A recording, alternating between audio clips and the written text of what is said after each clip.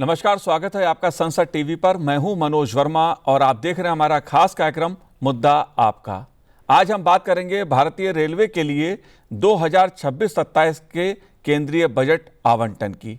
इस मुद्दे पर बात इसलिए क्योंकि केंद्रीय बजट में रेल इंफ्रास्ट्रक्चर को अब तक का सबसे बड़ा आवंटन मिला है। भारतीय रेलवे को रिकॉर्ड स्तर पर मजबूत करने के लिए सरकार ने विशेष फोकस किया है, जिसमें हाई स्पीड रेल सुरक्षा क्षमता विस्तार और क्षेत्रीय कनेक्टिविटी प्रमुख है। जाहिर तौर पर रेलवे जो है कनेक्टिविटी की दृष्टि से सरकार की प्राथमिकता में रही है और बजट में भी इसकी झलक हमें देखने को मिली। इसलिए बजट में रेलवे को लेकर क्या कुछ खास है, मुद्दा आपका में इस पर चर्चा करेंगे, विभिन्न पहलुओं को समझने की कोशिश करेंगे। खास मेहमान मेरे साथ इस समय जुड़े हुए हैं। सुधेंदु ज्योति सिन्हा जी हमारे साथ इस समय स्टूडियो में हैं, जो फॉर्मर एडवाइजर हैं transport and infrastructure connectivity NITI Aayog से। बहुत बहुत स्वागत है सुधेंदु जी आपका संसद टीवी पर। साथ ही हम बात करेंगे डॉक्टर विनय प्रीत सिंह जी से, जो सदस्य हैं रेल उपयोगकर्ता सलाहकार समिति, रेलवे बोर्ड, रेल मंत्रालय से। विनय जी बहुत बहुत स्वागत है संसद टीवी पर। और शुरुआत सुधेंदु जी मैं आपसे करूंगा क्योंकि मुद्दा रेलवे का है, रेल बजट का है। आप इस बजट को कैसे देखते हैं? क्योंकि अब तक का बात की जाए तो सबसे ज्यादा पैसा जो है, राशि जो है, वो केंद्रीय वित्त मंत्री निर्मला सीतारमण ने रेलवे को दी है। इसके पीछे वजह क्या देखते हैं, क्या कारण है इसके पीछे? आप यदि देखें तो प्रारंभ से ही जब से ये डिस्पेंसेशन पोजीशन में आया, इन लोगों ने शुरू से माना कि इंफ्रास्ट्रक्चर जो है, अवसंरचना जो है, वो देश को आगे बढ़ाने के लिए बड़ा ही इम्पॉर्टेंट चीज़ है, बहुत ही महत्वपूर्ण है।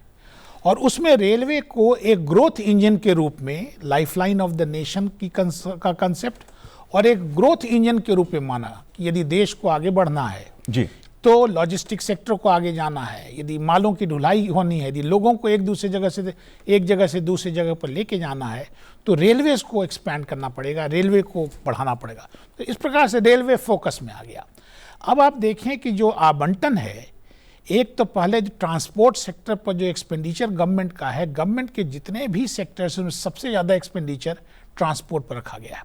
इसमें रेलवेज को करीब 2,81,000 करोड़ रुपया का आवंटन जो है वो ग्रॉस बजटरी सपोर्ट में किया गया है। यह अपने अभी तक का सबसे बड़ा आवंटन कहा जाएगा जी।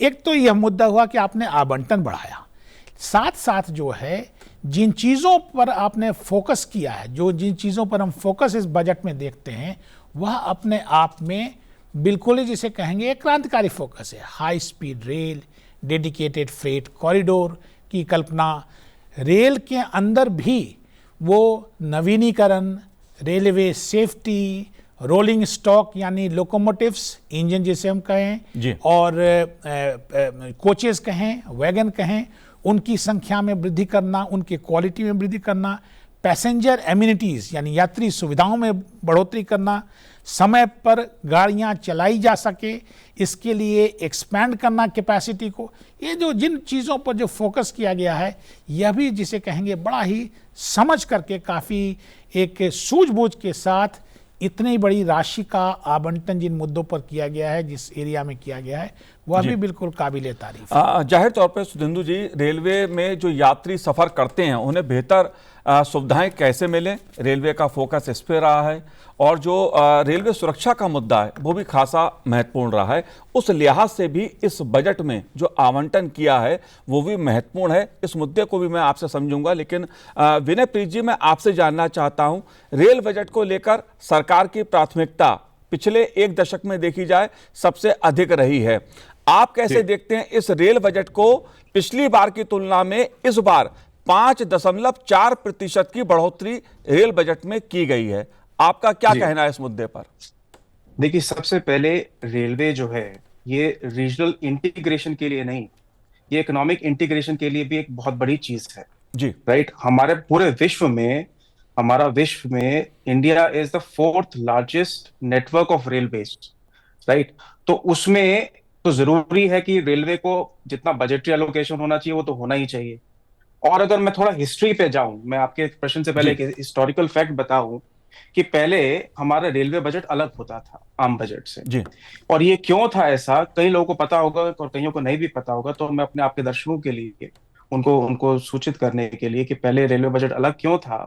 तो 1924 में जब अंग्रेज शासन कर रहे थे हिंदुस्तान पे, तो उस टाइम बजट के टोटल एलोकेशन जो रेलवे बजट का 84% होता था। तो उस टाइम एक बहुत ही विश्व विख्यात इकोनॉमिस्ट थे, विलियम एक्वर्थ। तो उनकी कमेटी गठन की गई और उन्होंने रिकमेंडेशन दी ब्रिटिश सरकार को कि आप रेलवे का बजट अलग करें, क्योंकि 84% आम बजट का रेलवे बजट हुआ करता था। जी वो पद्धति जो है वो 92 साल तक चली देश में, और किसी ने सोचा नहीं कि भाई वो अलग बजट क्यों किया होता है। 2017 में देश की लोकप्रिय सरकार नरेंद्र मोदी जी की जब सरकार आई और नीति आयोग ने इस पे विचार किया कि अलग बजट की तो कोई जरूरत ही नहीं है। अगर मैं 2016 की आंकड़ों की बात करूं तो सिर्फ 15% पूरे बजट का रेलवे बजट होता था। तो उसको नीति आयोग ने एक प्लान बनाया कि इसको हम एक एक कंसोलिडेट बजट के रूप में पेश करें। उससे काफी सारी आसानी भी होगी। जैसे आप जानते हैं कि अगर बजट को अप्रूव करना हो तो अप्रोप्रिएशन बिल एक लाया जाता है, तो एक ही बिल आएगा, उससे काफी चीजें आसान हो जाएंगी। तो वो 92 साल की जो पद्धति थी कि एक अलग रेलवे बजट हो, तो उसको एक करा देश की जो अभी सरकार है, लोकप्रिय सरकार है, नरेंद्र मोदी जी है। अब मैं वापस उस मुद्दे पे आता हूं कि ये देखिए, मैं इस इतिहास मैंने इसलिए भी बताया कि ब्रिटिशर्स के जमाने से, ब्रिटिश कालीन से और अभी तक रेलवे एक बहुत बहुत इंपॉर्टेंट सेक्टर रहा है। और इसको ये ना ना केवल लोगों को जोड़ता है, बट हमारे हमारे इकोनॉमिक ग्रोथ को प्रोपेल करने के लिए एक बहुत बड़ा, जैसे जो मेरे सहयोगी बैठे हैं उन्होंने भी कहा कि ये इकोनॉमिक प्रोपेल करने के लिए एक बहुत ही बड़ा एक सेक्टर है। जी तो उसको अगर हम देखें तो इस साल लगभग 2.93 लाख करोड़, जो कि पिछले वर्षों से सबसे ज्यादा आवंटन है। और ये बहुत जरूरी भी था, क्योंकि इस समय हम देश के साथ compete कर रहे हैं। मैं चाहे यूरोप की बात करूं, हम लोग यूएस जाते हैं, जापान जाते हैं, सबके हाई स्पीड रेल्स हैं। अनफॉर्चुनेटली अभी तक हमारे पास वो सुविधाएं नहीं थी, जो कि इस बजट से बहुत साफ हो रहा है कि हम लोग उस दिशा की तरफ बढ़ रहे हैं। जी बेशक अभी हम और चर्चा जब करेंगे तो हम ग्रोथ कॉरिडोर जो है, ग्रोथ कनेक्टर के नाम से जो कॉरिडोर की कल्पना की गई है इस बजट के अंदर, तो अपने आप में एक बहुत बढ़िया है। बेशक वो बुलेट ट्रेन की बात हो, जिसमें रेल जी मंत्री ने बोला कि 2027 से बुलेट ट्रेन भी आएंगी, तो इससे हमारे टूरिज्म पे एक बहुत ही अच्छा प्रभाव पड़ेगा। जी अभी जैसे अगर मैं आंकड़े बनूंगा, और आंकड़े ये हैं कि सिर्फ 6% जो है जीडीपी पे टूरिज्म जो है अभी कंट्रीब्यूट करता है। और जी अगर विकसित भारत की अगर हम कल्पना करना चाहते हैं और भारत सरकार ये चाहती है कि हम 2027 तक हिंदुस्तान विकसित हो, तो tourism at least should contribute about 10%। वो जी कैसे होगा? रेलवे से होगा। एक जी रेलवे उसके ऊपर एक बहुत ही बड़ा एक सेक्टर है। हाँ, जाहिर सी बात है, बात चाहे देश की अर्थव्यवस्था की जाए, पर्यटन की बात की जाए, इंफ्रास्ट्रक्चर की बात की जाए, रेलवे की जो भूमिका है वो बहुत महत्वपूर्ण है। सुनिंदु जी, अगर मैं बात करूं, 7 हाई स्पीड कॉरिडोर बनाने की बात इस बजट में कही गई है। हाई स्पीड कॉरिडोर से क्या तात्पर्य है, क्यों आवश्यकता है और इससे क्या बदलाव आएगा? देखिए, इस बजट में एक पहली बार मतलब ये समझा गया कि जो टीयर 2 टीयर 3 सिटीज़ हैं उनकी भी अपनी समस्याएं हैं, और टीयर 2 टीयर 3 सिटीज़ यानी जो शहर जो हैं 5 लाख की आबादी के ऊपर हैं, इन शहरों को भी आवश्यकता है एक दूसरे से जोड़ने की। इन शहरों में भी जो है वो एक ग्रोथ कनेक्टर का जो कॉन्सेप्ट अभी बताया गया, उस तरह से एक कनेक्टिविटी को इम्प्रूव करने की ज़रूरत है। तो इस दिशा में काम करते हुए 7 हाई स्पीड कॉरिडोर्स, जिनका टोटल लेंथ करीब 4000 किलोमीटर के करीब है, उस डिस्टेंस का इसका जो एक संकल्पना की गई। और यह सोचा गया कि यदि इन शहरों को हम जोड़ पाते हैं तो ये शहर एक अपने आसपास एक इस तरह का एग्लोमेरेशन, इस तरह का एक collection of small little towns develop करेंगे, जो कि पूरे इकोनॉमी को लेकर के आगे की ओर बढ़ेगा। जी तो इन 7 जो कनेक्टर्स, जो 7 हाई स्पीड रेल्स का, जो ट्रेन सिस्टम्स का जो ये किया गया है 4000 किलोमीटर का डिस्टेंस पे, इसमें आप देखें कि समय की जो बचत की जा रही है वो करीब, ये जो दूरियां तय होंगी वो यदि आप दिल्ली बनारस का जो एक कॉरिडोर है उसको आप छोड़ दीजिए, जो कि बहुत ही लंबा कॉरिडोर है, तो लगभग सारे के सारे जो हैं वो 3 घंटे से करीब कम समय में निबट जाते हैं। यदि आप सबसे छोटे को लीजिए तो मुंबई से लेकर के पूना तक का समय केवल 48 मिनट में जो है वो आपका सिमट जा रहा है।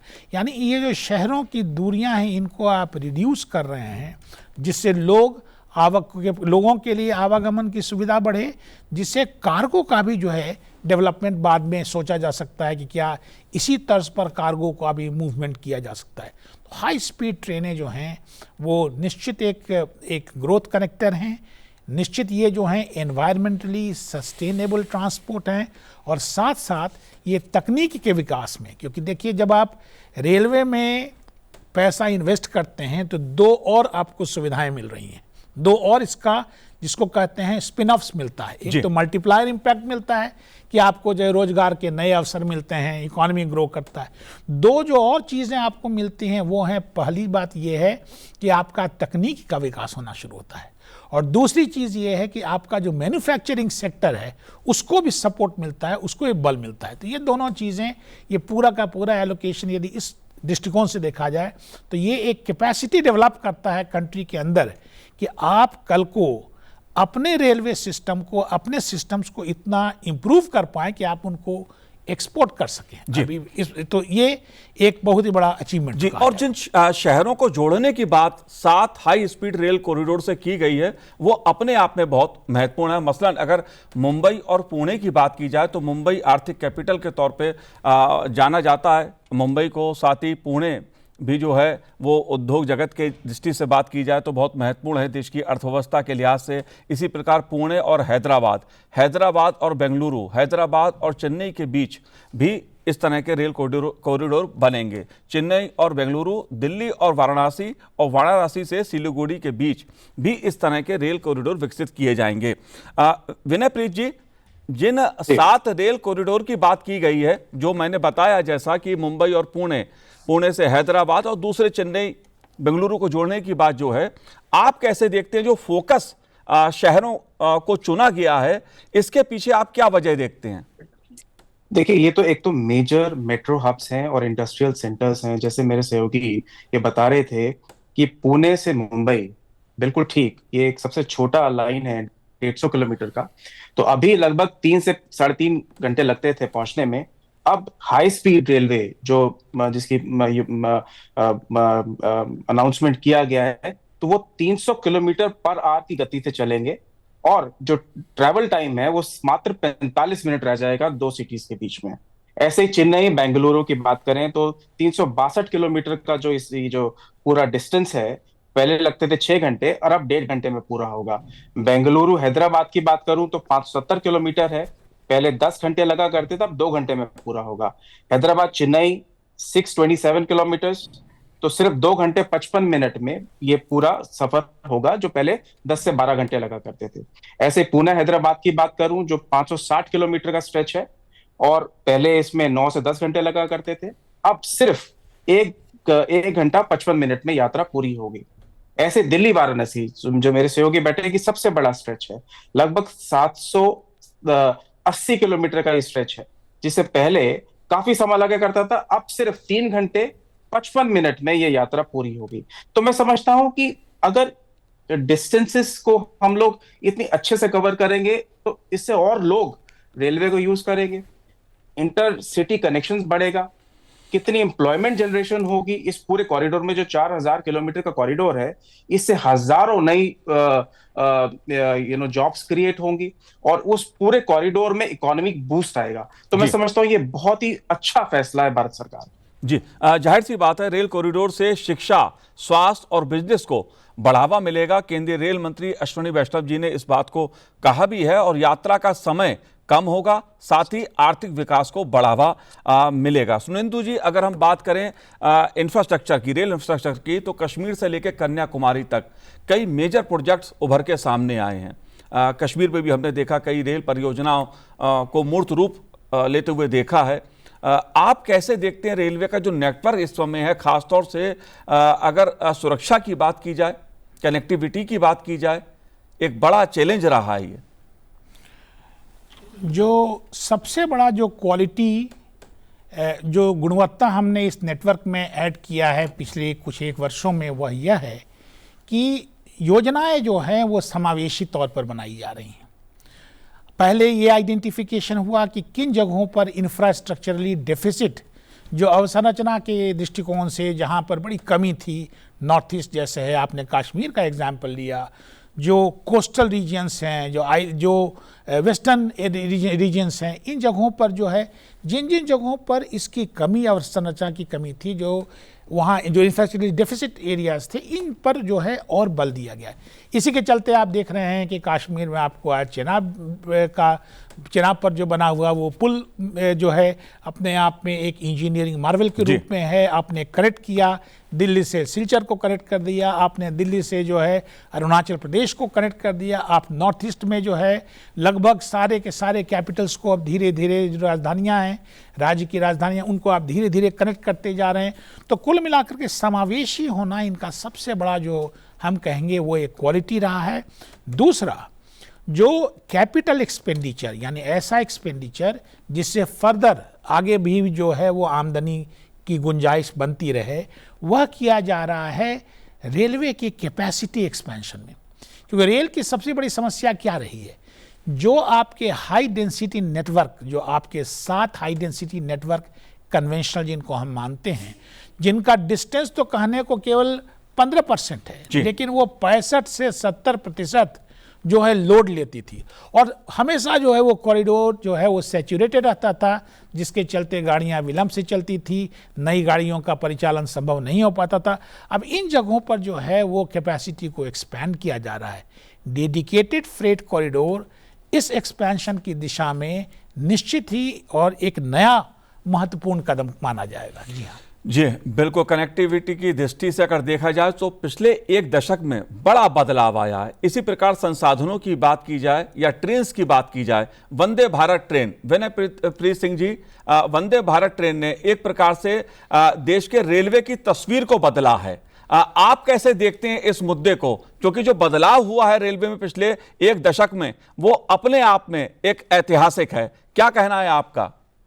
बिल्कुल, मैं उससे पहले एक बात जरूर कहना चाहूंगा। जो मेरे सहयोगी जम्मू कश्मीर की बात कर रहे थे, तो वर्ल्ड का biggest and world's highest bridge, railway bridge, Chenab का ब्रिज है, और अपने आप ने हमारे देश के इंजीनियर्स ने इस इतनी इंपॉर्टेंट चीज को खुद बनाया। इंडिजिनस ये हमारा ब्रिज है, और जो जम्मू कश्मीर है वो देश को कनेक्ट करने के लिए इस सरकार ने बहुत अच्छा कदम उठाया है।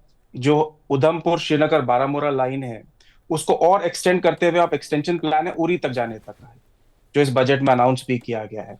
तो इससे जम्मू कश्मीर को पूरे देश से जोड़ने का एक बहुत महत्वपूर्ण और सराहनीय कदम है। जी, ना केवल यहाँ तक, हिमालय की अगर हम यहाँ बात कर रहे हैं तो हिमालय में ऋषिकेश करण प्रयाग लाइन, उसका भी एक रूपरेखा की योजना बनाई गई है, जिसके कारण कि ऋषिकेश से बद्रीनाथ जाने वाले जो श्रद्धालु हैं या हेमकुंड साहिब जाने वाले श्रद्धालु हैं, उनको रेल से जाने का एक अवसर प्राप्त होगा, एक ट्रैवल डिस्टेंस भी कम होगा और एक यात्रा भी आसान होगी।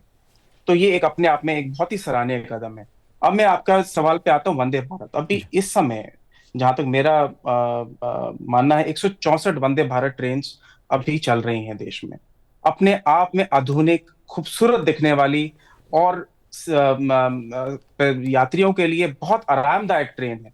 और ये भारत सरकार ने एक इतना अच्छा महत्वपूर्ण कदम उठाया है। हम लोग समिति में भी और सुझाव देते हैं कि हम लोग और कैसे एक रेल यात्रियों को और उनकी कंफर्ट के लिए, उनकी एक्सपीरियंस को और एनहांस कर सकें। तो मैं मानता हूं कि ये जो वंदे भारत ट्रेन है, ये अपने आप में एक इतना अच्छा पहल है भारत सरकार का। इससे यात्रा इतनी कंफर्टेबल हुई है और ये दिखने में भी कितनी खूबसूरत लगती है। ऐसा लगता है अगर आप देखें वंदे भारत ट्रेन की कोई किसी यूरोप के शहर में एक अच्छी ट्रेन जो चल रही है, उतनी खूबसूरत और बड़ी मॉडर्नाइज ट्रेन है। जी बिल्कुल। जाहिर तौर पे वंदे भारत ने रेलवे की तस्वीर को बदलने का काम किया है, लेकिन सुधेंदु जी एक बड़ा मुद्दा जो है वो रेलवे सेफ्टी को लेकर है, सुरक्षा को लेकर है। और इन दोनों ही अगर पहलुओं को मैं देखता हूं तो इस बजट में रेलवे सेफ्टी फंड को 45,000 करोड़ रुपए आवंटित किया गया है। साथ ही राष्ट्रीय रेल सुरक्षा कोष को 10,000 करोड़ रुपए आवंटित किए गए हैं। रेलवे में सुरक्षा उसको लेकर सरकार ने तमाम कदम भी उठाए हैं रेल मंत्रालय ने, ताकि एक यात्री को अच्छी, सस्ती और सुरक्षा वाली यात्रा मिल सके। रेल सुरक्षा को आप कैसे देखते हैं? रेल सुरक्षा, बल्कि सुरक्षा और संरक्षा, इससे दो चीज़ हम अलग अलग कर लें। संरक्षा को हम अंग्रेजी में सेफ्टी कहते हैं और सुरक्षा को सिक्योरिटी कहते हैं। कहने का मतलब ये हो गया कि जब कोई पैसेंजर, कोई यात्री हमारे सिस्टम में, यानी रेलवे टर्मिनल पर, रेलवे के कोचेज़ में, रेलवे के ऑफिसेज़ में है, तो उसे ये पूरा एहतियात होना चाहिए, उसे पूरी तरह से, जिसे कहें कि वो कंफर्म होना चाहिए कि ये जो है हमारी उसका सेफ्टी, पर्सनल सेफ्टी जो वो कॉम्प्रोमाइज़ नहीं होगा। तो इस पर इतना ज़्यादा बल दिया गया है। आपने देखा, सुना भी होगा कि हमारे माननीय मंत्री जी ने बड़ा क्लियरली बताया था कि कंसिक्वेंशियल एक्सीडेंट, इसका मतलब जिसको आप एक्चुअल एक्सीडेंट कहते हैं, कंसिक्वेंशियल एक्सीडेंट में करीब 95% की कमी आई है। यानी इन संरक्षा को इतना ज़्यादा फोकस में रखा गया है, जिसके चलते कंसिक्वेंशियल एक्सीडेंट्स में कमी आई है। और उसका कारण यह रहा है कि कोई भी यदि छोटी सी भी कहीं पर कोई कमी या भूल होती है, तो उसका एक पूरा का पूरा रूट कॉज एनालिसिस करते हैं, पूरा डिटेल में जा कर के उसका एक एनालिसिस करते हैं। उसके बाद क्या सिस्टम्स में इम्प्रूवमेंट लाए जाएं जिससे इस तरह की कभी और गड़बड़ न हो सके, उसका ध्यान रखा जाता है। और मॉडर्नाइजेशन, ये 3 पहलू पर जो है फोकस लगा करके सेफ्टी की ओर बढ़त अचीव किया जा रहा है, बढ़त पाया जा रहा है। तो कुल मिलाकर कहा जाए कि सेफ्टी बहुत ही बड़ा फोकस रहा है, क्योंकि रेलवे अपने आप में पब्लिक ट्रांसपोर्ट का इतना प्रेस्टिजियस आइटम है कि यदि इसकी सेफ्टी में कोई भी जरा सी भी कहीं गलती होती है, तो आप देखते हैं कि कितना ज़्यादा जो है उसके विषय में जो है चर्चा होती है।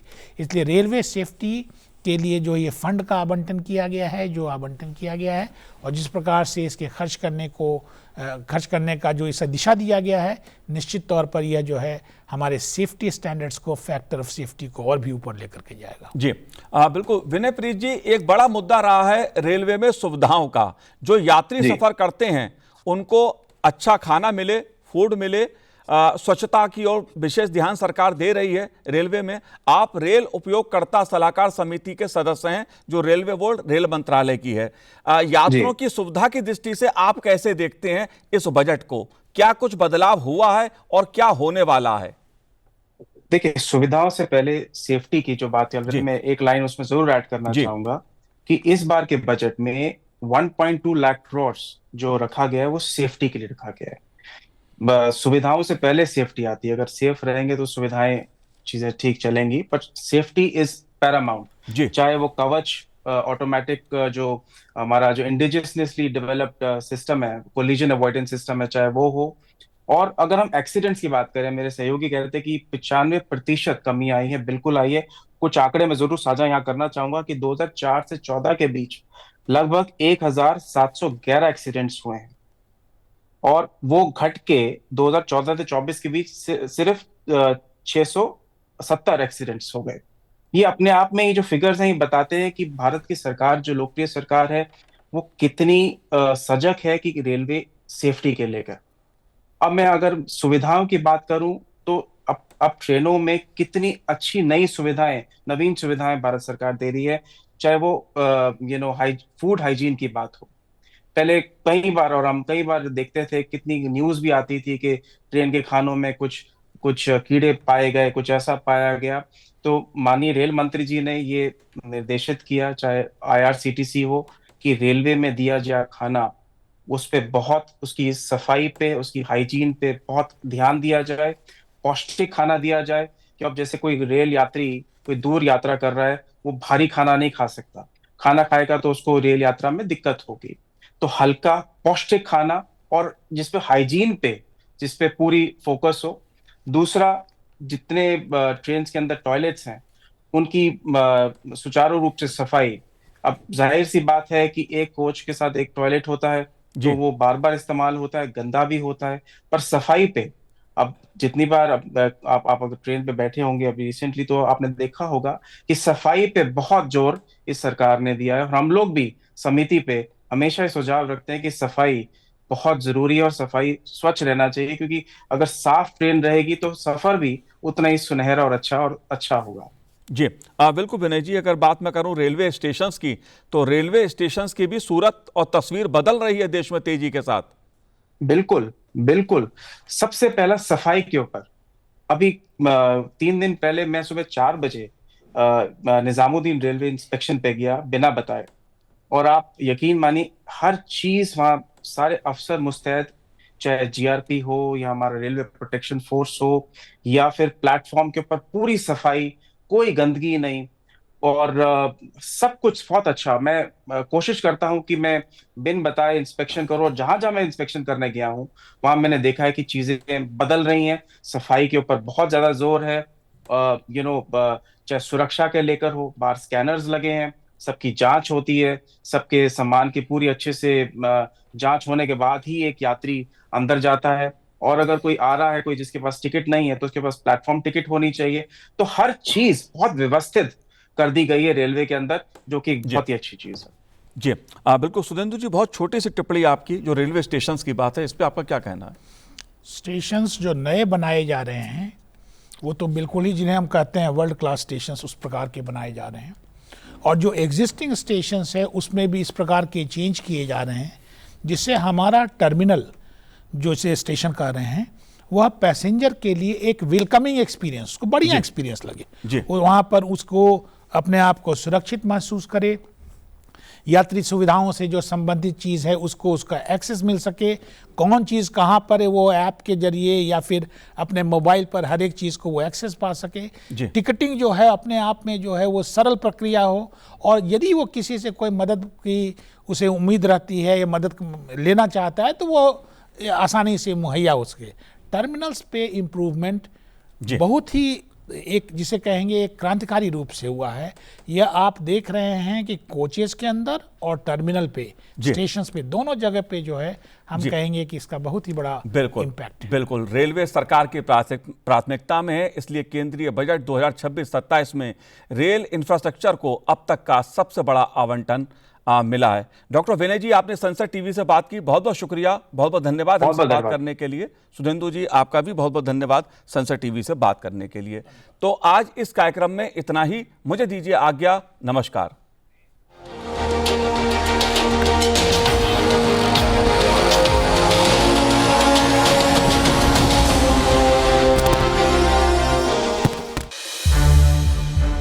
संसद टीवी के और भी प्रोग्राम्स देखने के लिए सब्सक्राइब करें हमारा YouTube चैनल, और हाँ, इन्हें लाइक और शेयर करना ना भूलें।